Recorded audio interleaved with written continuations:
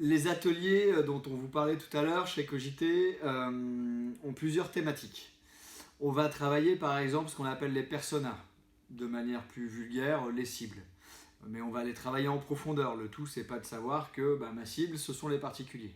Non, nous, on va aller creuser avec le client en atelier d'intelligence collective pour savoir qui chez le particulier. Est-ce que c'est un homme, est-ce que c'est une femme? Quel âge il ou elle a? Quelle est sa méthode de consommation sur le web?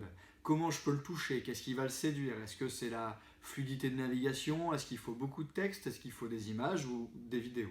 Ça, c'est tout ce que l'on va travailler dans cet atelier persona. On va également travailler les forces des concurrents. Non pas les faiblesses, je sais bien qu'on aime bien dire que nos concurrents sont moins bons que nous, mais là, à l'inverse, on va travailler les forces des concurrents par rapport à ces mêmes clients qu'on aura travaillé en amont. Ça va déclencher chez le client durant l'atelier une prise de conscience aussi de ses propres forces et de sa valeur ajoutée. Une fois qu'on connaît bien nos clients, une fois qu'on connaît bien les forces et faiblesses de nos concurrents et donc les nôtres, on va pouvoir s'attaquer à la stratégie éditoriale et à ce que l'on doit, ce que l'on peut raconter sur le web demain en termes de prise de parole. Une fois qu'on a fait ces ateliers-là, on peut enfin passer à la phase un peu plus web, un peu plus concrète sur le site internet, qui est quelle arborescence je vais faire, qu'est-ce que je veux mettre en avant sur ma page d'accueil, comment je hiérarchise le contenu. Ça, ce sont des ateliers de préparation. On en a également où on travaille le référencement naturel et puis d'autres où on les fait vraiment sur mesure pour le client pour une problématique donnée.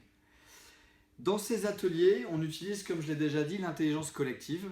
Et en fait, on va adapter au groupe et à notre client les méthodes d'animation. Pour certains groupes, ils seront nombreux, on aura 15 personnes dans la salle. Pour d'autres, ils seront 3. Pour d'autres, le client sera seul parce qu'il vient de créer sa boîte. Donc nécessairement, on ne va pas utiliser la même méthode d'animation. Et donc, on peut citer des méthodes comme les post-it, les chapeaux tournants, le jeu du dernier assis, des choses comme ça, des choses très ludiques qui vont permettre tout en s'amusant et en prenant du plaisir, de sortir énormément d'idées et de construire un plan stratégique concret.